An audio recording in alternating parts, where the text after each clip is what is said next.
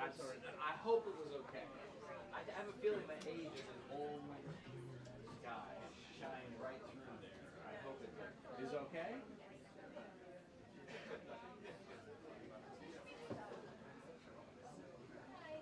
Sit right in front of you. Anything gets thrown at you, put my hand up. Thank you. Appreciate it. Yeah, you never know. Tomatoes or Yeah, no, you never know these days. You never know.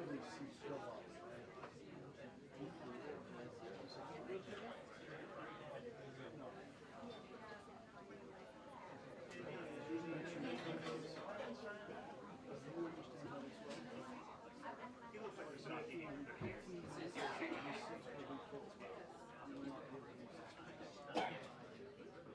Oh, you can stand the back, you can stand, but you can't sit here. You see, each one is a sign.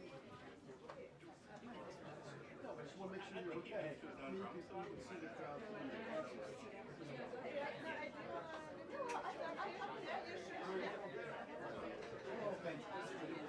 Wow.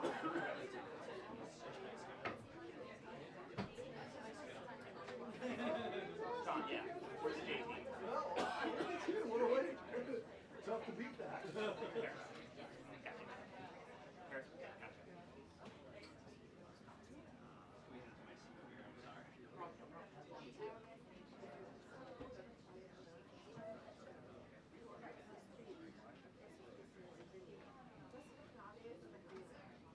Will, do you need that back here? Is that what you're trying to say? I don't know, but it's better. It's better. Put it over there, the chair. Because if he's the big guy, he's gonna. Yeah, if he's a big guy, he's gonna block carry. So that's why we tucked him. And it blocks still. I mean, it blocks the shot that gets the forward. Oh yeah, that's important. Oh my God. Oh my God. Oh my God.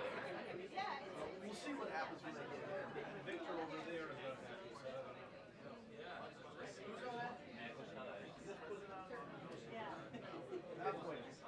I'll be on the stage.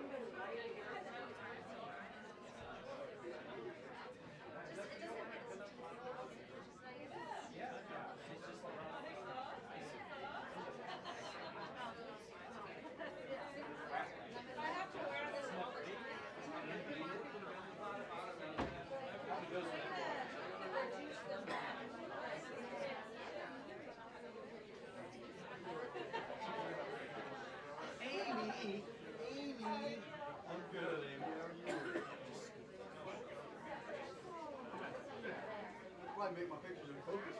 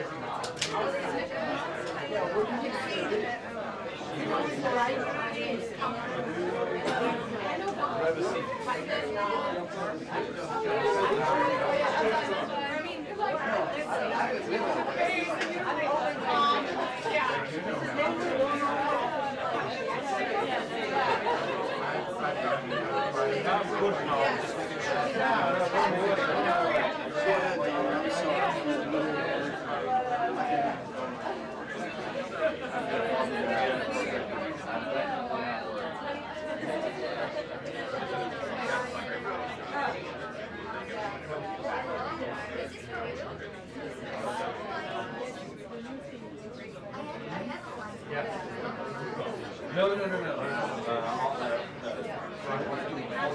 No White House before.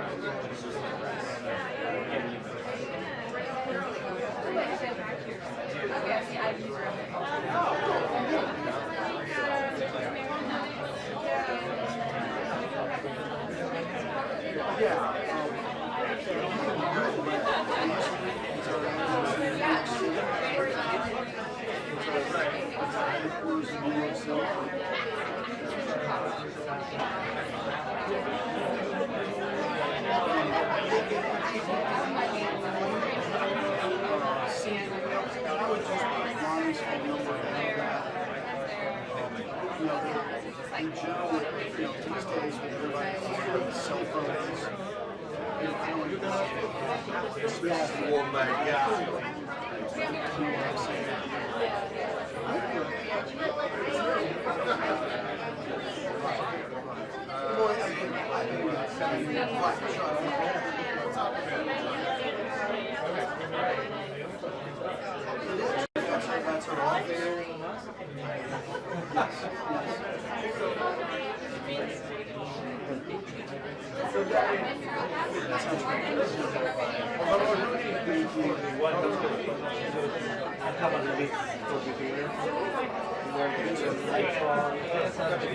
I gotta restart my roller.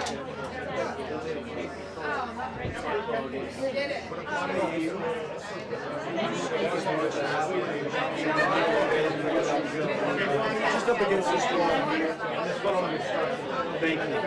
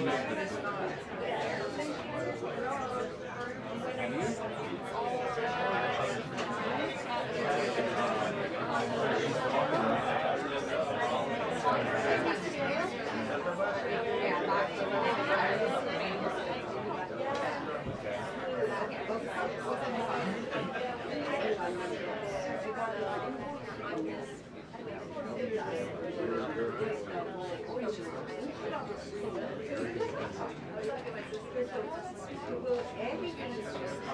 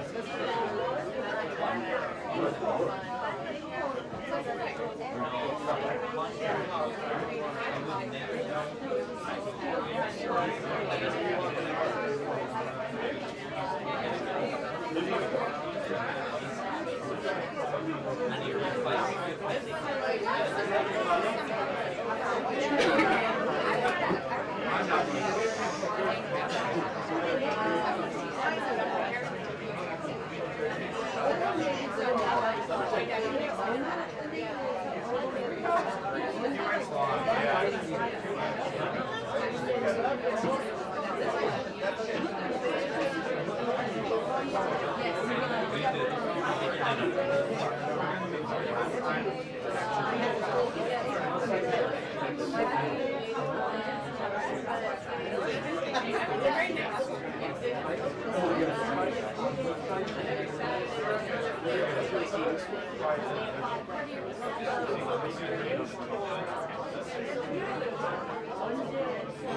the actual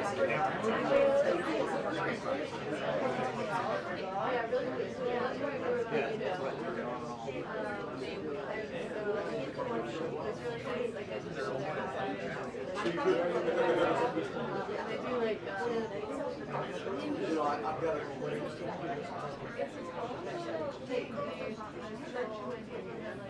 Closing it down enough.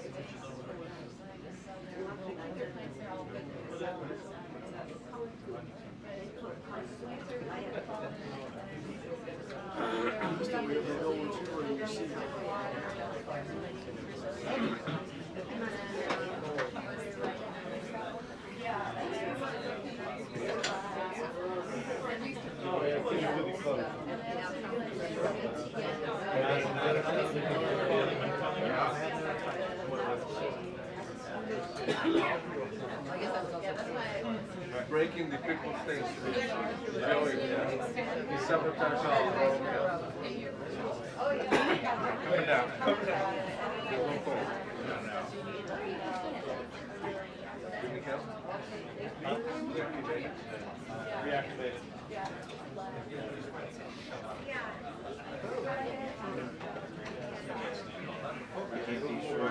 I will move.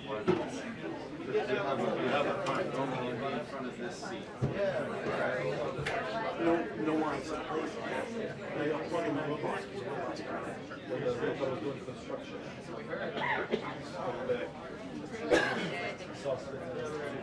You know the robots in Leavitt function well. That was crazy. Haven't you seen 60 Minutes? Don't you watch 60 Minutes? That'll do it.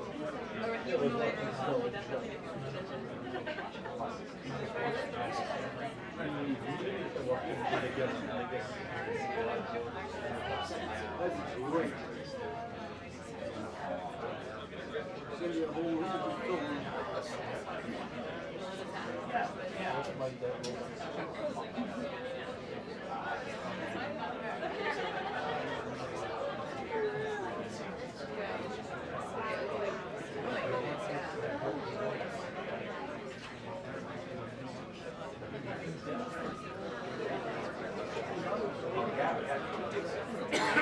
Sorry, were you listening?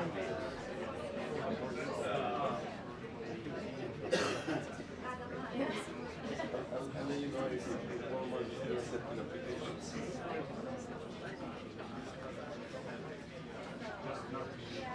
No, alright. It's not, they were. Yeah.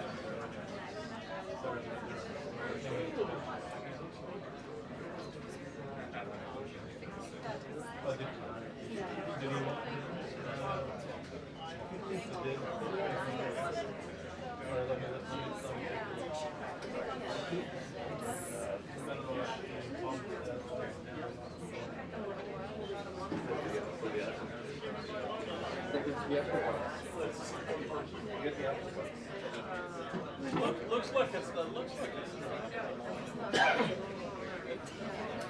I can go over the slide though.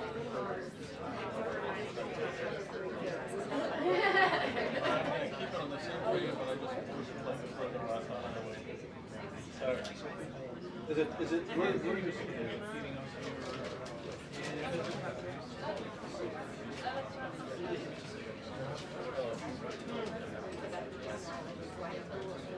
No, now they have enough for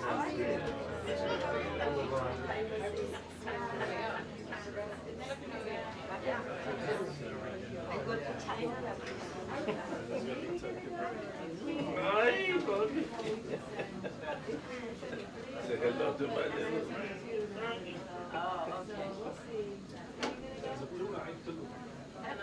Yeah,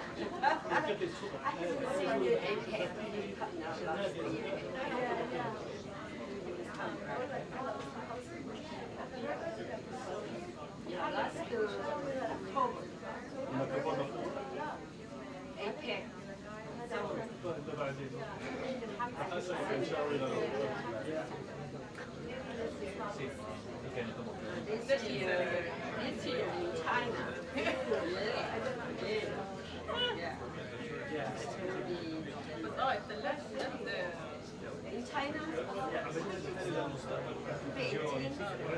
لا لا بس والله كيف فتحت هيك بجيب زبالة مش كله بجيب زبالة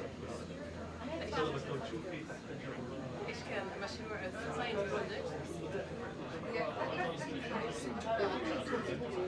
انا بفتحها انا الثلاجة عليك لا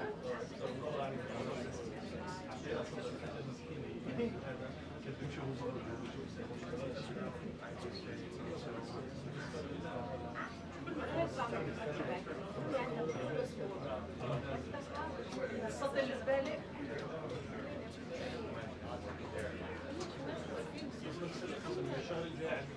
احنا عشان اتفشل شوي عشان ايوه عشان اكون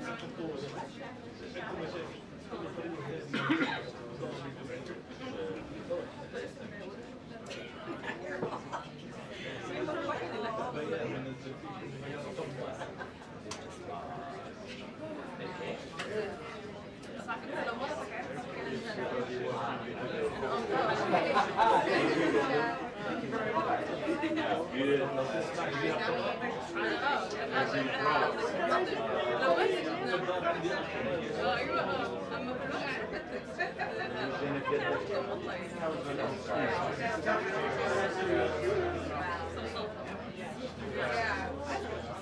My main focus.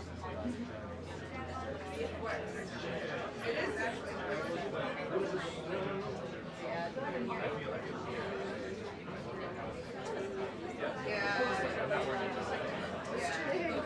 I know.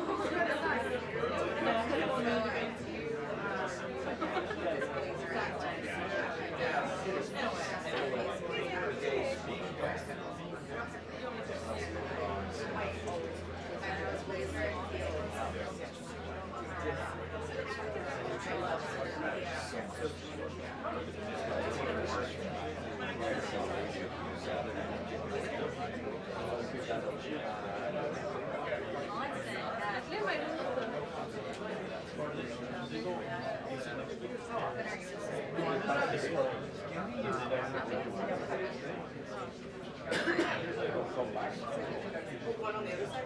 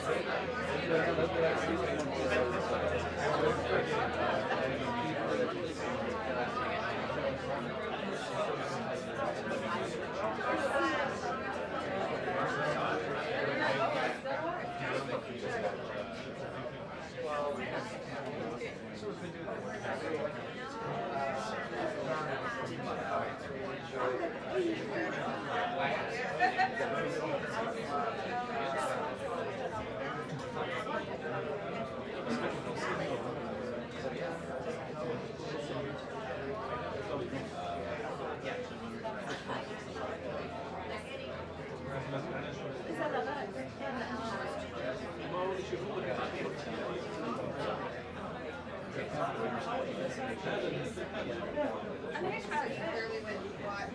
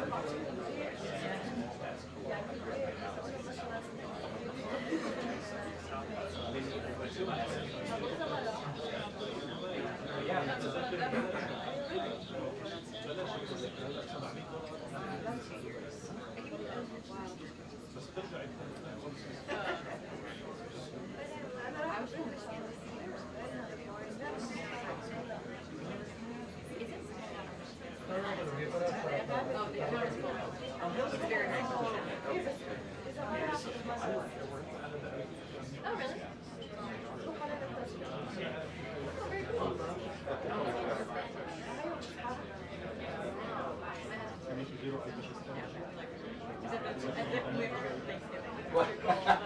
Thanksgiving, Christmas. I don't like it so much. I Yeah. like it this summer a lot. I absolutely.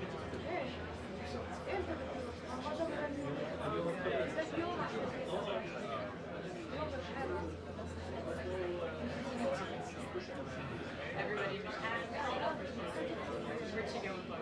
So yeah, she said she's looking something. I don't know how she's a freshman, so she's got Oh, yeah. she's trying to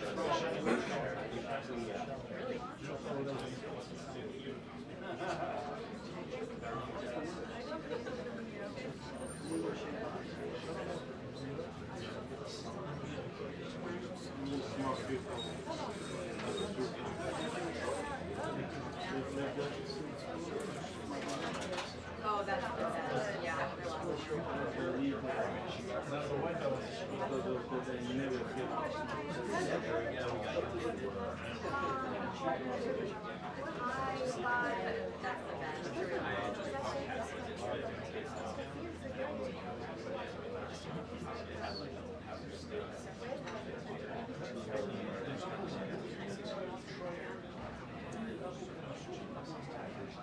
Look at it all.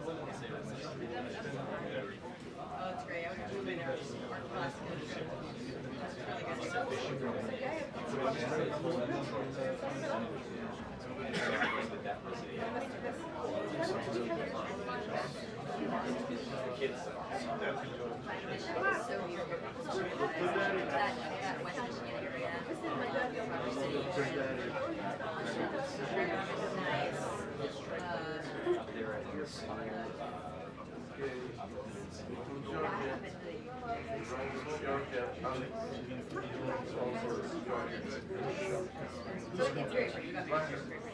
It's not just not quite as good as Traverse City. You're Glen Haven, but it's not when you get up there. See, I think what they do is they put a prop on financial related to the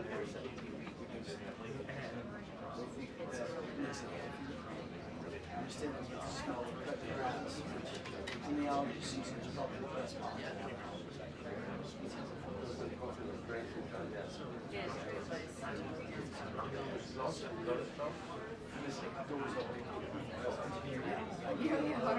I like DC a lot better. Do you? You can smell the grass. I like the weather a lot better. And where I live,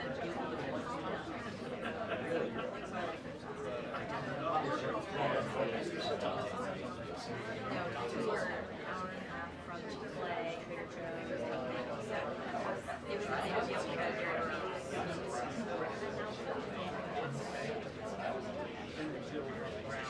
No, they're there's one in East Lansing. Yeah, there's a lot of people would drive down here to the bus. Kind of crazy now. Just gotta get the fertilization every now and then.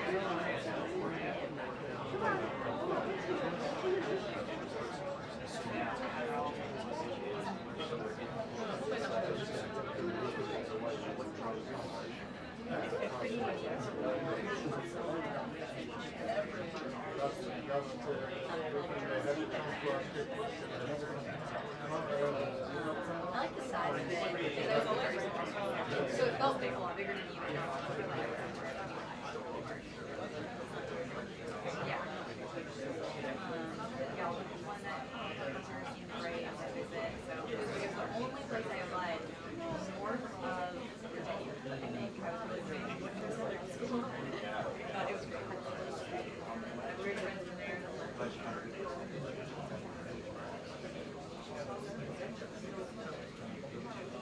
Yeah, I could not hear.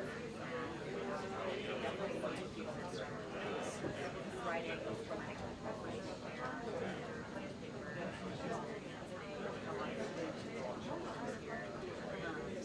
yeah, it was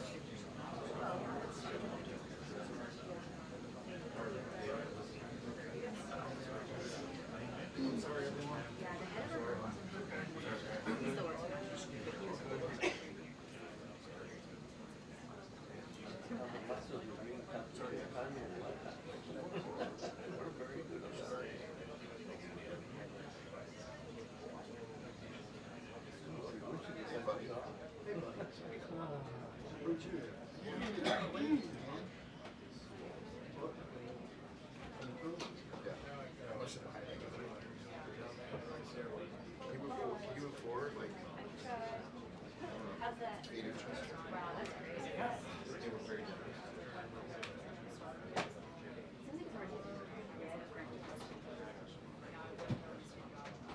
I'll just stand up. I can carry. I'm 110 pounds. Katie, I have 110 pounds. Amazing. I'm good. Are you good? I'm good. Nobody's talking. Nobody's talking to you. Okay, now. So one of the very interesting.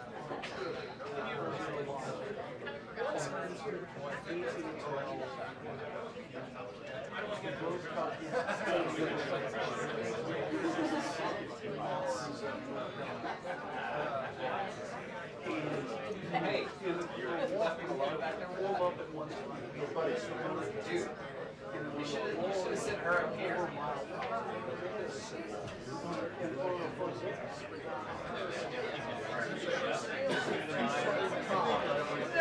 I weighed 170.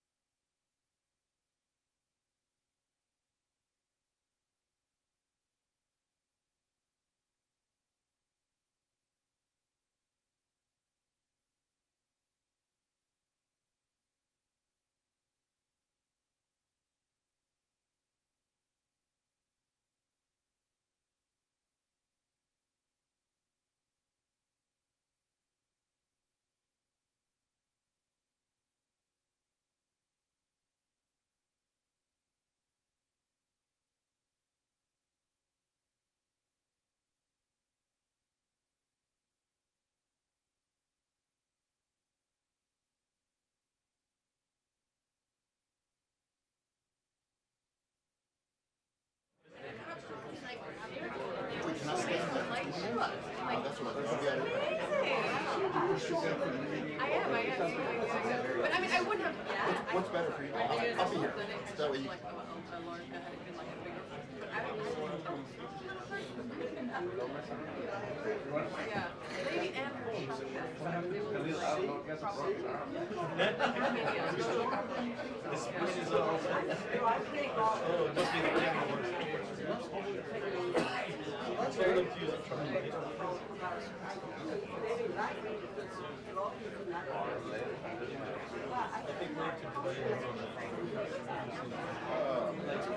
been doing this since high school.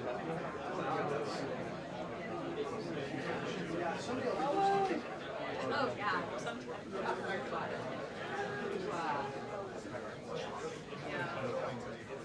I'm a runner.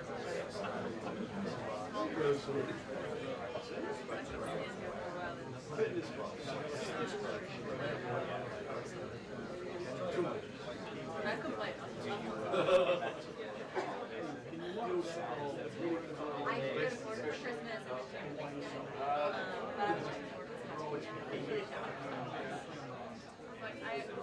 Running, it was a beautiful weekend. It was nice on morning. It was like 80 on the day.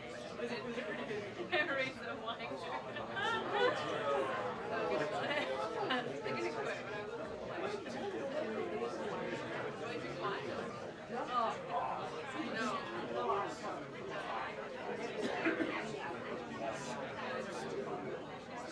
Some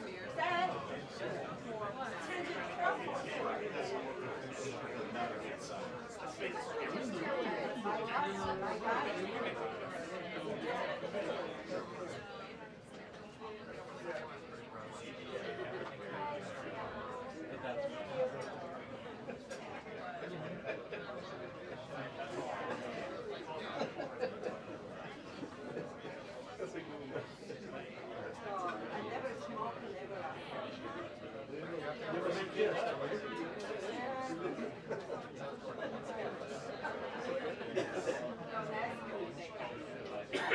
I'm sorry. But John, you thought we needed something. My body is actually.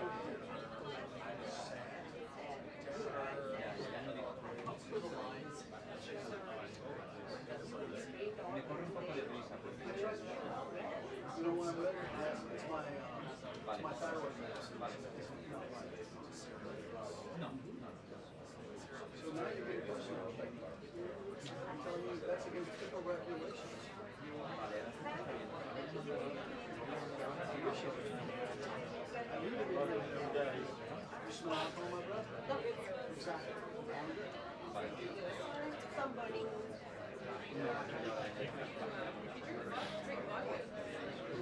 See, that's how little I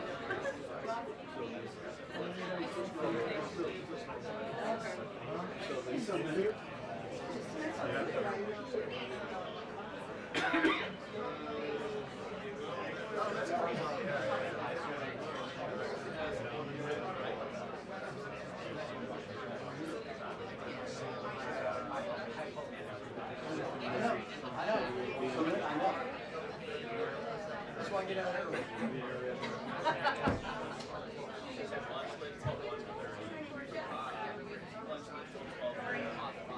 I'm great. How are you? Oh, you were talking to claims association. I bet you.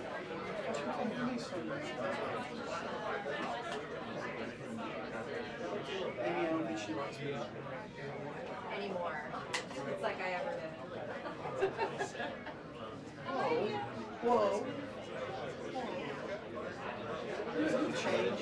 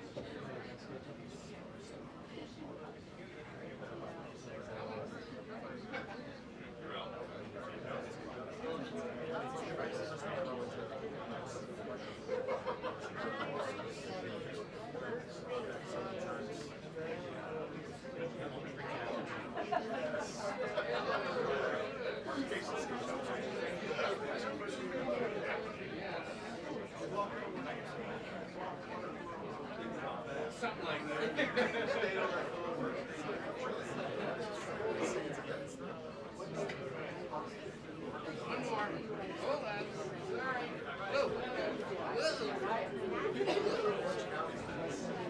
Okay. How are we? Hi, how are you? I walked through with two cans in here.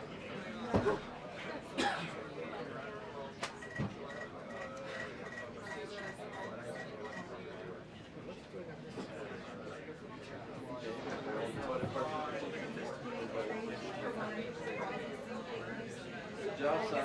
Yes, yes.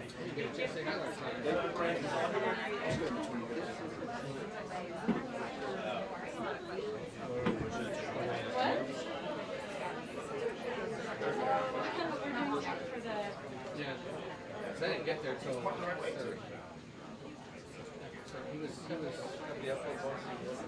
that was like, this is your life. For my last 20 years.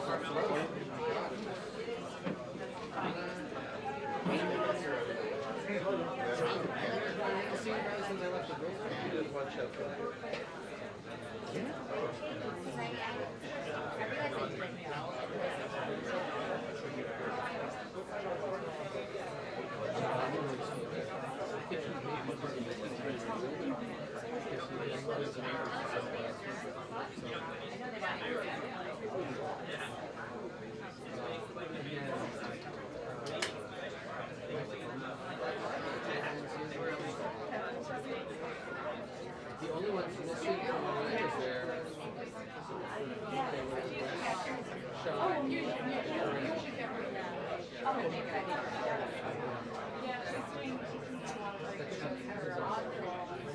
She was.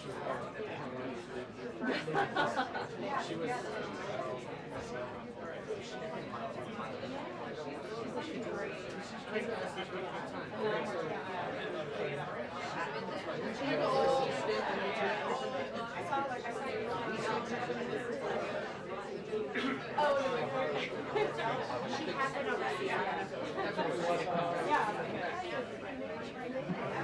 Victor, thank you.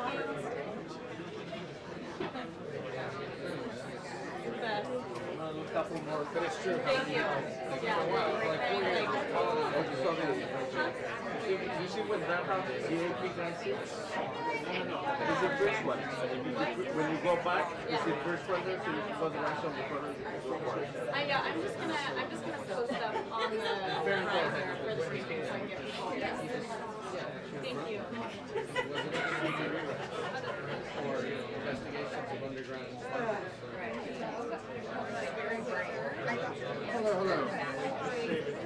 Thank you.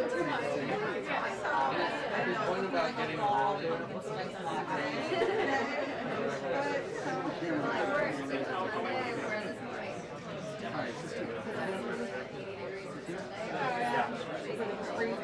well, but it was alerting.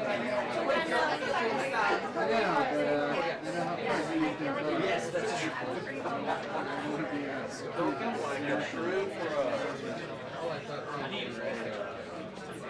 horror story.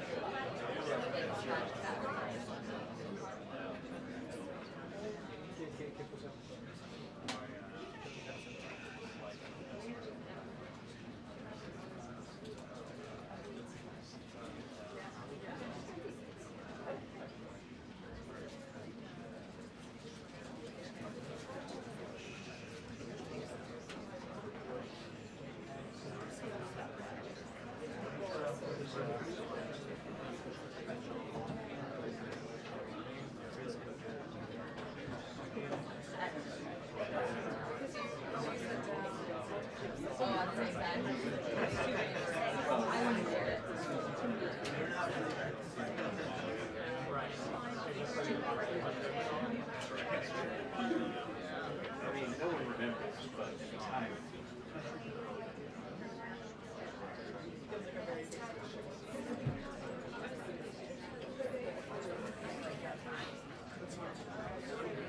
What's your background before your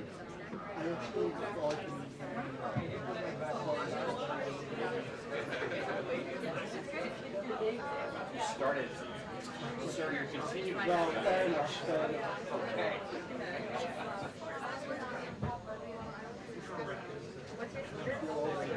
Wake up number 2.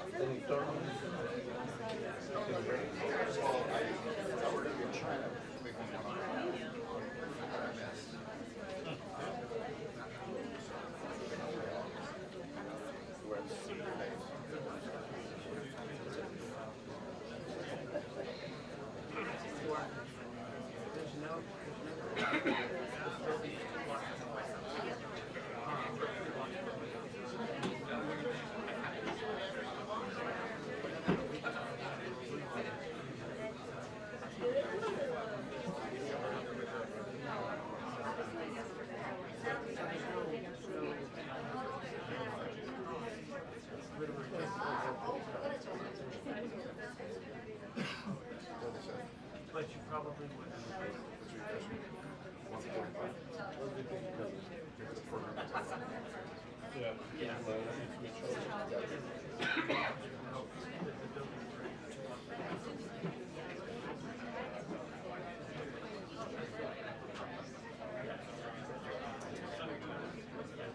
Yes, that's great.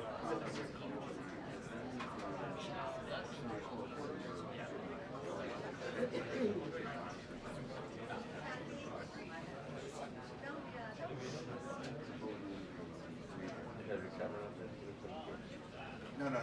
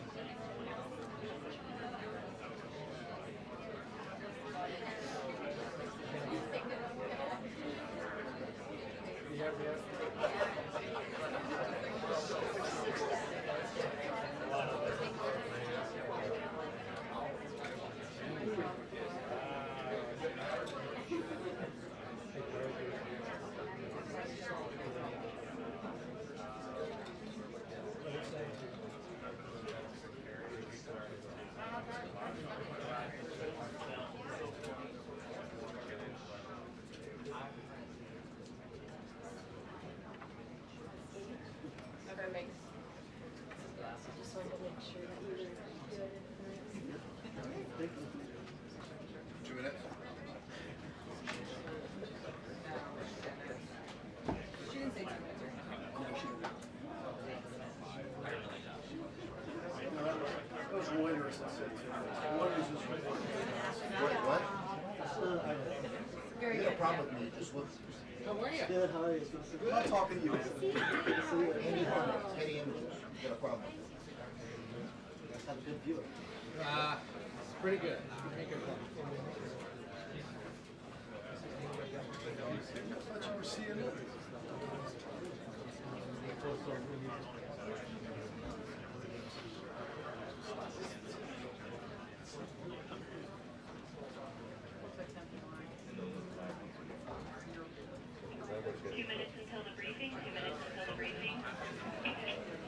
Down in front.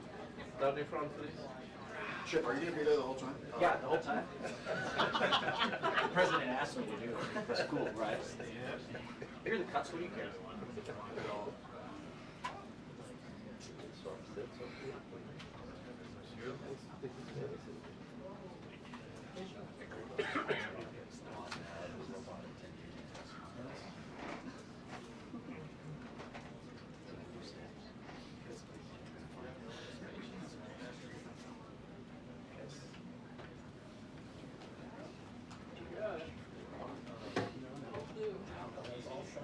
It better be a very logic-based question. Speaks the truth.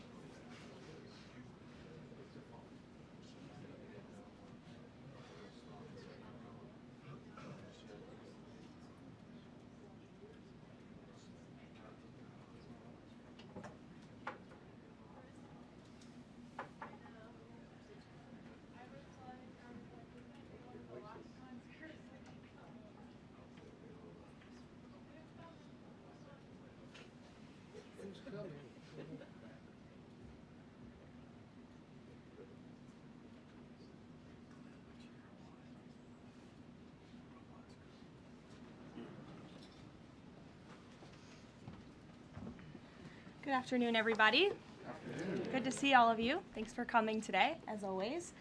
We're going to start with some scheduling announcements. This evening, President Trump will deliver remarks at Union Station for a political dinner. Tomorrow morning, the president will host the second cabinet meeting of the year and the 11th cabinet meeting of his second term. And later tomorrow afternoon, the president will host a Greek Independence Day celebration in the East Room. On Friday, the president will celebrate National Agriculture Day alongside nearly 1,000 farmers who are coming in from across the country for the first event of the season on the South Lawn, so pray for good weather, to highlight the president's successful policies in support of America's farmers, including efforts to lower input costs, open new trade markets, bolster the farm safety net, double the death tax exemption, end taxes on rural property loan interest, and create rural opportunity zones. Also, I'm pleased to announce that President Trump's meeting and long-awaited meeting with President Xi in China will now take place in Beijing on May 14th and 15th. First Lady Melania and President Trump will also host President Xi and Madam Peng for a reciprocal visit in Washington, D.C. at a later date to be announced this year. Turning to the ongoing military operations in Iran, the United States military continues to decimate the terrorist Iranian regime's offensive and defensive capabilities. Just over 3 weeks in, it's abundantly clear that Operation Epic Fury has been a resounding military triumph. More than 9,000 enemy targets have been struck to date. Compared to the start of the operation, Iran's ballistic missile attacks and drone attacks are down by roughly 90%. The United States is also annihilating the Iranian regime's navy. We have destroyed more than 140 of their naval vessels, including almost 50 mine layers. This is the largest elimination of a navy over a 3-week period since World War II. Again, let me reiterate, this is the largest elimination of a navy on the face of the planet in a 3-week period since World War II. We are systematically dismantling Iran's defense industrial base, which will prevent future threats to the region. Our military also remains laser-focused on eliminating the regime's threat to the free flow of energy through the Strait of Hormuz. Over the weekend, we dropped several 5,000-pound bombs on an underground facility used to store equipment, including anti-ship cruise missiles and mobile missile launchers positioned along the coastline of the strait. Our military efforts grow more successful with each passing day, steadily degrading Iran's ability to terrorize merchant ships. For all of these reasons, we are very close to meeting the core objectives of Operation Epic Fury, and this military mission continues unabated. From the outset, President Trump and the Department of War estimated it would take approximately 4 to 6 weeks to achieve this critical mission. 25 days in, the greatest military the world has ever known is ahead of schedule and performing exceptionally. Day by day, the Iranian regime is being crippled, and their ability to threaten the United States and our allies is being significantly weakened. Their ambitions of building a nuclear weapon have also been crushed to an even greater degree than they were in Operation Midnight Hammer in June 2025. That's why you're beginning to see the regime look for an exit ramp. They recognize they are being crushed, their ability to attack American and allied forces, as well as their ability to defend their own territory is dwindling literally hour by hour. Following President Trump's powerful threat on Saturday evening, it was made clear to the United States that Iran wanted to talk. President Trump is willing to listen. As President Trump announced on Monday, the United States has been engaged over the last 3 days in productive conversations, which led the president to temporarily instruct the Department of War to postpone planned strikes against Iranian power plants and energy infrastructure only. The remaining elements of the Iranian regime have another opportunity to cooperate with President Trump, permanently abandon their nuclear ambitions, and cease actively threatening America and our allies. But the president's preference is always peace. There does not need to be any more death and destruction.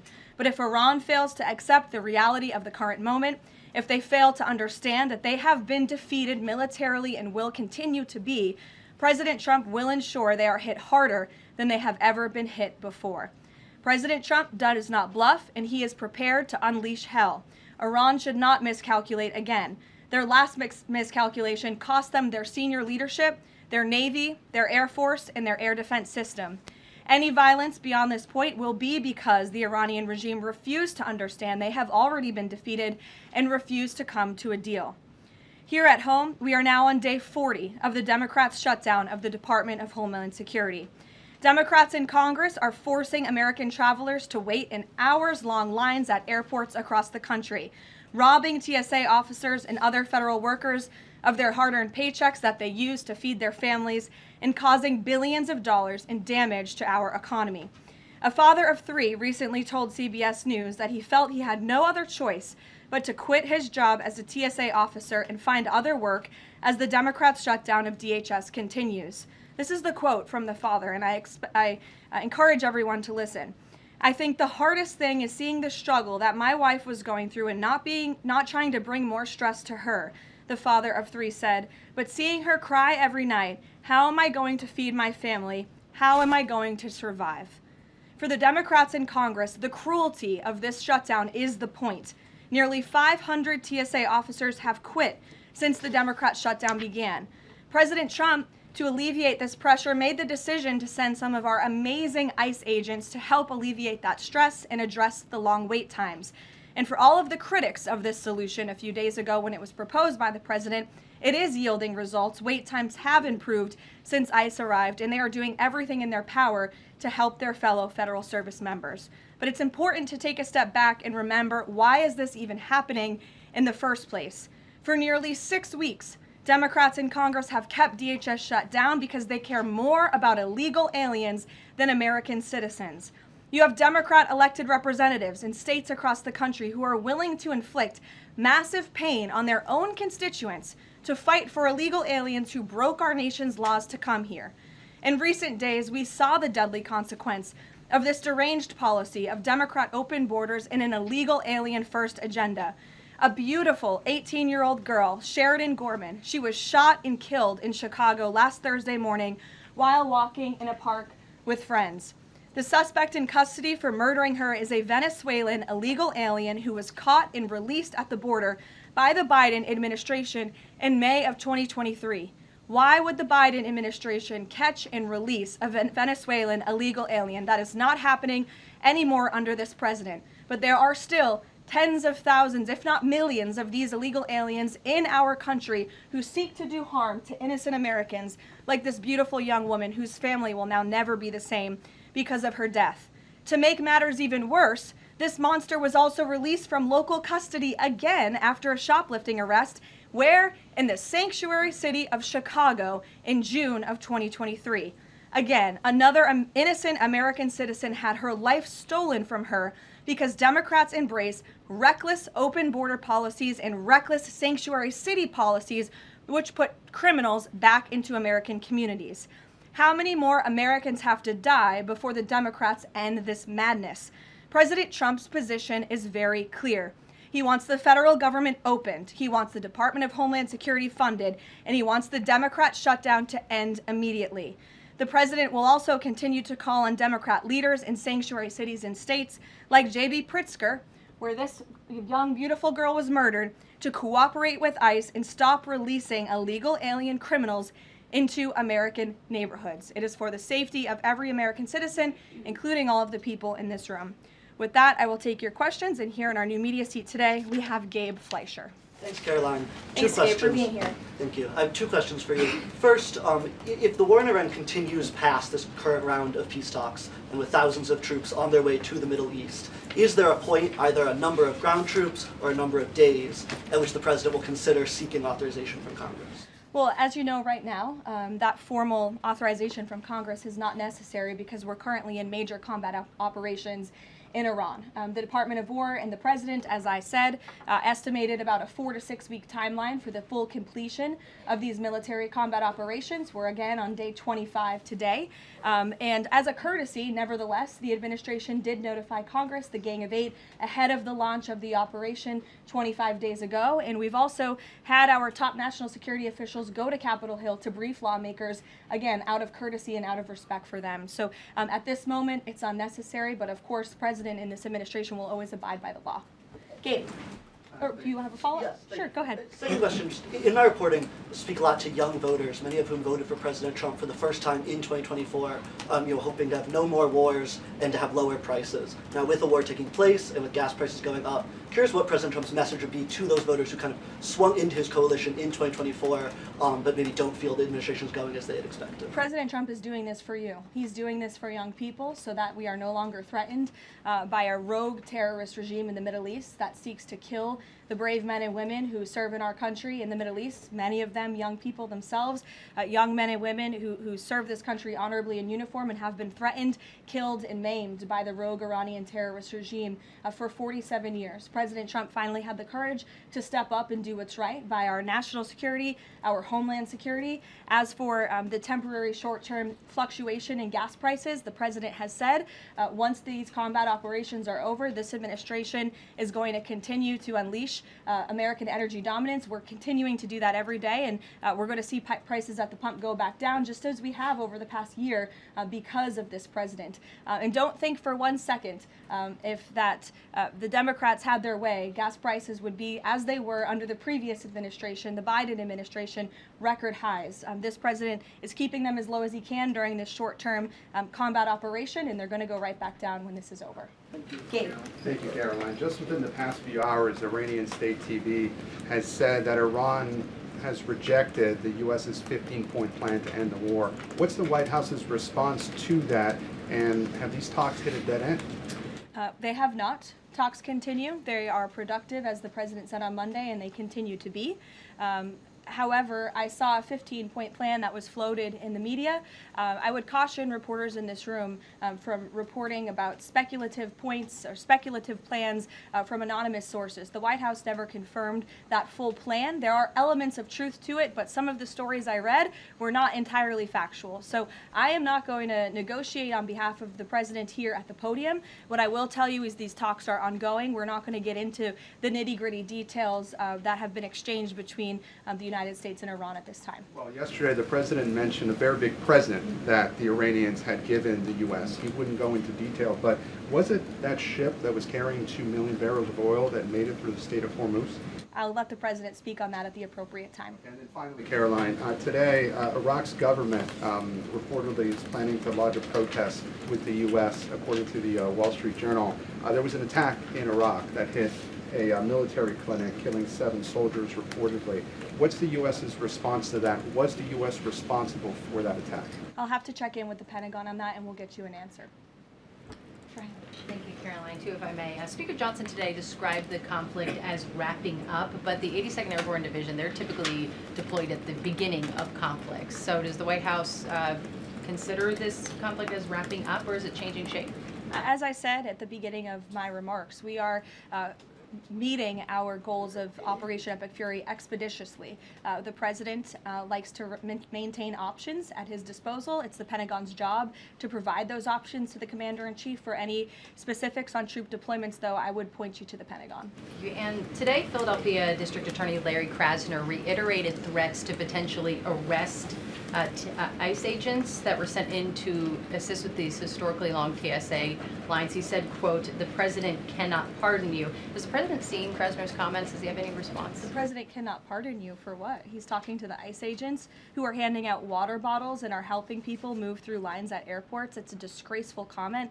The men and women of ICE are great people. I would encourage this lawmaker, whose name I don't know and don't care to know, to actually sit down and speak with the ICE agents who are on the ground doing this important work, not just in our nation's airports, but again, to remove violent, dangerous, illegal alien criminals from our country, to protect this individual and all of us in this room and Americans across the country from murderers, pedophiles, and rapists who have been allowed into our country by Democrat politicians. Mario, good to see you. Thank you, Caroline. Good to see you as well. Just given that the president postponed his original trip to China because of the war, should we infer that the war will be wound down and concluded by the time of that May 15th, 14th visit? Again, as I've said, we've always estimated approximately 4 to 6 weeks, so you could do the math on that, Mario, but we do look forward, I know the president looks forward to going to China on May 14th and 15th, and of course, as always, we'll provide additional logistical details to all of you in the media for that trip, who I know look forward to coming with us as well. One follow-up. Was that a precondition? Did the two leaders speak about the conclusion of the war? Was that a precondition for them to have this rescheduled meeting? No, there was a discussion about the rescheduling of the meeting between the president and President Xi. President Xi understood that it's very important for the president to be here throughout these combat operations right now. He understood, obviously, the request to postpone and accepted it, which is why we have new dates on the books, and I'm happy to announce those to you today. Jennifer. In negotiations with Iran, are there still face-to-face talks planned perhaps in Pakistan? And who do you think would probably be going? Again, I've seen a lot of speculation and reporting about potential talks that could happen later this week. Nothing should be deemed official until it is announced formally by the White House. I would not get ahead of our skis on reporting about any talks this weekend until you hear directly from us. Does the president think that all of the allies will go along with whatever the U.S. concludes with these Iranians? Are you expecting that Israel and all the other allies will follow whatever agreement is made? I think the president has shown that he is absolutely the leader of the free world, the head of the most powerful military in the world, and in various examples, so the 12-day war between Iran and Israel, the ceasefire between Israel and Gaza, the president has shown a very unique skill at getting our allies to get on board with what's in the best interest of the United States, but also the world in cases of foreign policy like this. Ed. Yeah, thanks, Caroline. So, is there a time frame as to when the first oil tanker can go through the Strait of Hormuz freely? It's a very good question, Ed. I don't have a specific timeline for you today, but it's obviously something the administration is working towards as quickly as we can. And with respect to oil, as you know, the administration has taken a number of actions to stabilize the markets. We directed the U.S. DFC to offer reasonably priced political risk insurance for takers through the strait. We issued that temporary waiver to allow countries to purchase sanctioned Russian oil to alleviate global pressures. We're working with the IEA to coordinate the release of another 400 million barrels. We issued that 60-day Jones Day Act waiver. And then just today, EPA Administrator Lee Zeldin, if you missed it, in consultation with the Department of Energy, announced a temporary emergency fuel waiver to allow nationwide sales of E15, gasoline blended with 15% ethanol, to remove all federal impediments to selling E10 gasoline across the country. The emergency fuel waiver will temporarily waive the summer low volatility requirements and blending limitations for gasoline to provide additional flexibility to the fuel marketplace. So as far as tankers through the strait, something we're tracking very closely, but obviously the administration is coming up with creative new solutions by the day to keep the price of oil stable, something the president wants to see. And I know Secretary Bessent, Secretary Wright, Secretary Burgum, EPA Administrator Zeldin are all working together closely to find ways to do that. The president gave that 5-day timeline for pause in operations. Would a tanker going through the Strait of Hormuz be one of the conditions that he would extend that? That's only something the President of the United States can answer. I won't get ahead of him. How about on TSA? Can I ask you about the TSA lines? Sure. Are the TSA lines, that we've all seen the video of that from various airports, is that going to be what ends the stalemate in Congress to get DHS funded? Well, look, it's the Democrats who have led to this stalemate over the past 6 weeks. The president and the Republicans' position has been very clear. Fund the Department of Homeland Security. And we've attempted in good faith numerous times, both the president himself and lawmakers on the Republican side on Capitol Hill, to go to the Democrats with reasonable offers, with real solutions. They'll ask for something, we'll give them that concession, and then they say, oh wait, that's not enough, actually. So I think that's why I said earlier, the cruelty is the point. They want this chaos. They want to distract, I think, from the success of our military overseas right now, totally obliterating the Iranian regime. And it's very unfortunate because there's only, the only people that are suffering from this are the American people. And I hear that Democrats might be flying out of town tomorrow. How convenient and lovely of them that they get to go to the airport and that they'll get to go home to their families when you have families, TSA workers who are suffering. You have people across the country who are missing flights for funerals and for work commitments because of Democrat politicians on Capitol Hill. Karoline. Mary, in the back. Thanks, Caroline. Glad to see you have a seat now. I do. Thank you. Is the White House satisfied with Republican leadership's efforts on the Save America Act? I think the president has made it very clear he wants everyone on Capitol Hill to move as quickly as possible to get the Save America Act passed, and he wants to see that legislation on his desk as soon as Republicans and Democrats can move to pass it. But are there any lawmakers in Congress that the president is frustrated with on this matter and feels could be doing a better job? I think the president wants to see everybody on Capitol Hill move faster all the time. That he wants everyone in this town to work at Trump speed like we do here at the White House. We'll go to Karen. Caroline, 2 questions on Lebanon, if I can. Is the U.S. providing support at this point for Israel's ongoing offensive in Lebanon? And is the president concerned that right now there are more than 1 million people who've been displaced and potentially could be for a significant amount of time? That's not something I'm in a position to comment on. For the first question, to the second question, of course, that's something that would concern the president. I think that's why he's again quickly moving to eliminate the threat of the Iranian regime in the Middle East, including weakening their proxies like Hezbollah, who have terrorized Lebanon for far too long. And I know that the president wants to see this, again, move as quickly as possible as we can over the course of the next couple of weeks here. Kristen. Caroline, a question about the Strait of Hormuz.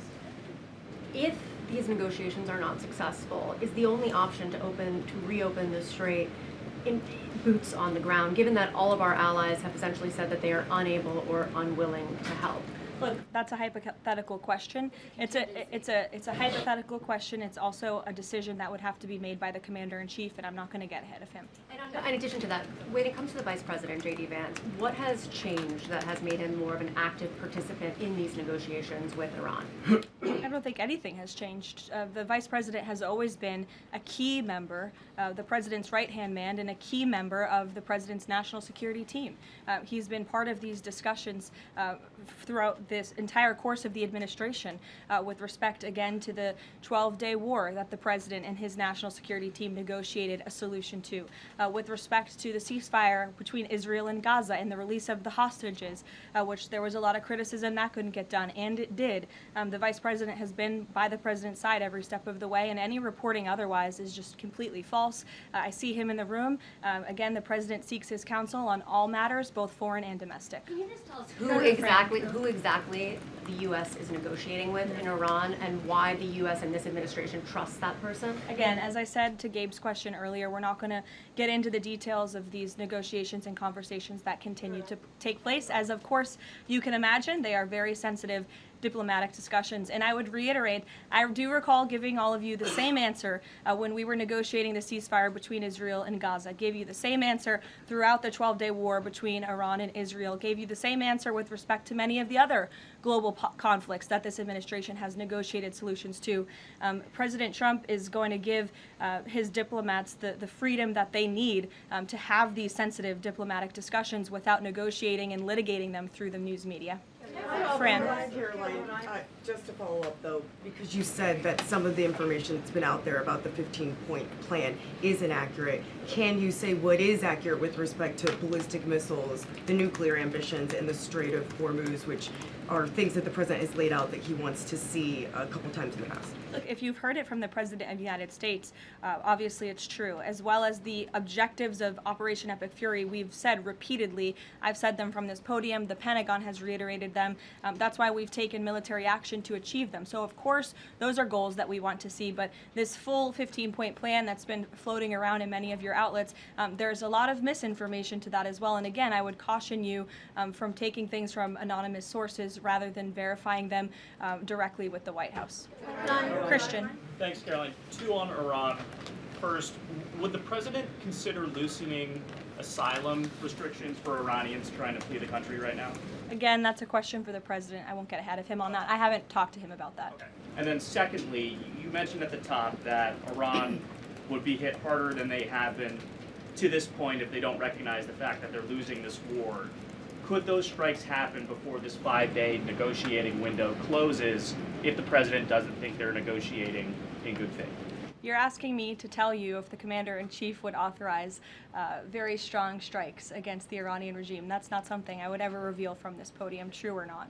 Phil. Here, in the back. Thank you, Caroline. I was wondering if you would respond to some of this criticism of the administration from past allies like Joe Kent, who have said that the president's red line shifted from Iran cannot obtain a nuclear weapon to Iran cannot pursue nuclear enrichment. What is the administration's response to that criticism? I think the president and I have both strongly responded to the criticism by Mr. Kent, who unfortunately resigned in disgrace and accused the president of basically being controlled by foreign countries and foreign manipulation, which is a ridiculous and laughable assertion. So his accusations have zero credibility as far as this White House is concerned. The question of the red line shifting from no nuclear weapon to no nuclear enrichment, is there any substance to that argument? I think the president has been quite clear in what he wants to see from the Iranian regime, which is why he chose to launch Operation Epic Fury in the first place. Reagan. Thank you, Caroline. I have a question for you on the SAVE Act, and I'd like to follow up on the DHS shutdown. Sure. First, Senator The Mike Save Lee, America Act. Save America Act. The president corrected me yesterday. It was my fault. Senator Mike Lee said it's essentially impossible to pass the Save America Act through reconciliation. What's your reaction to that? Is the president worried that that strategy might fail?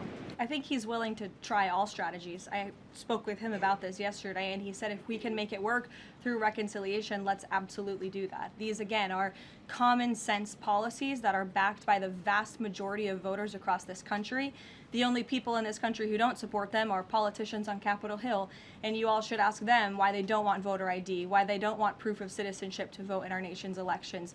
Again, these are common sense proposals that are wildly popular, and the president is willing to use any means necessary to get this legislation passed and onto his desk. And then on the DHS shutdown, do you expect deportations to decrease while ICE is in the airports? And what are the trade-offs of having ICE in the airports right now? Well, to address this obviously short-term problem and the chaos that has been sowed by these Democrats on Capitol Hill, to address the lines and to get Americans traveling and get them to where they need to be. So the president, I think this was a creative solution, again, that was criticized, but we have seen wait times decrease, not as much as we'd like. Hopefully they will continue to, but at major airports over the course of the last few days as ICE has been facilitating with travelers in these airports. Sure. Thank you, Caroline. On March 6th, the president said in an interview with Reuters that the U.S. should have a role in choosing Iran's next leadership. Now that we're almost 4 weeks into the operation, is that still the president's assessment of where things should go? As I've said repeatedly, I think the president obviously believes the United States wants to have someone in leadership position in the Iranian regime that will be much more favorable, that will be willing to work with the United States, that will no longer chant death to America. These would obviously be good common sense things for the United States and for our allies. I think that's what the president meant when he spoke with Reuters that day. Go ahead. The president yesterday said that he had achieved regime change in Iran because the regime has changed. In terms of... I mean, has it not? Well, the leadership... Their entire leadership has been killed, and nobody has really seen or legitimately heard from this alleged new leader. So wouldn't you say there's been a change in the regime? There's been a change in leadership. I mean, do you feel as though... There's been a change in the regime leadership, which is what the president said. So thank you for confirming he was right. I mean, do you feel as though you've achieved leadership level or the personnel in place right now in Iran that you're satisfied with? I mean, have you... I think it's too soon to say. In terms of highly enriched uranium in Iran right now, is your expectation, I mean, the stated desire of the president has been to prevent nuclear weapons. Is your expectation that the end game here is that eventually Americans will be in possession of that uranium, or you'll somehow have some direct control over the highly enriched uranium that could be used to develop it? Again, this is a point of conversation that continues. I think you know the means in which the United States would have to take in order to achieve that goal, and that's a decision for the president to make. Brian, good to see you, Brian Glenn. Good to see you as well. Does the White House have a comment on a letter that was sent from Congressman Raskin to the DOJ alleging that the DOJ recklessly released damning information in regards to President Trump's documents? Yes, I saw that letter from Congressman Raskin this morning, who I would add has zero credibility, and this letter was clearly a cheap political stunt. What the congressman did here, Brian, and for everyone in the room who's hopefully not reporting on this as fact, is that he took untrue and salacious claims in a memo that was produced by Jack Smith, who has been completely discredited for his lawfare and his witch hunts against this president. And that information was unverified. It never even made it into the indictment because it was so unverified. And what happened to that indictment anyway? It was thrown out. And Jack Smith has been proven, again, to be a prosecutor on a witch hunt against President Trump. He tried to throw him in jail ahead of the 2024 election. The Biden Department of Justice was fully on board with this lawfare campaign. And in fact, this story that was concocted by Congressman Raskin was so ridiculous, I understand his communications team reached out to some outlets in this room who responsibly said, we're not going to write this because this is just too much. However, of course, MS Now did write that story this morning because they continue to be left-wing propaganda for the Democrat Party. But I think Jack Smith has been proven to be a liar and a fraud, and this is, again, a cheap political stunt from a Democrat on Capitol Hill who I think wants to get himself on cable television. Thank you all very much. Thank you.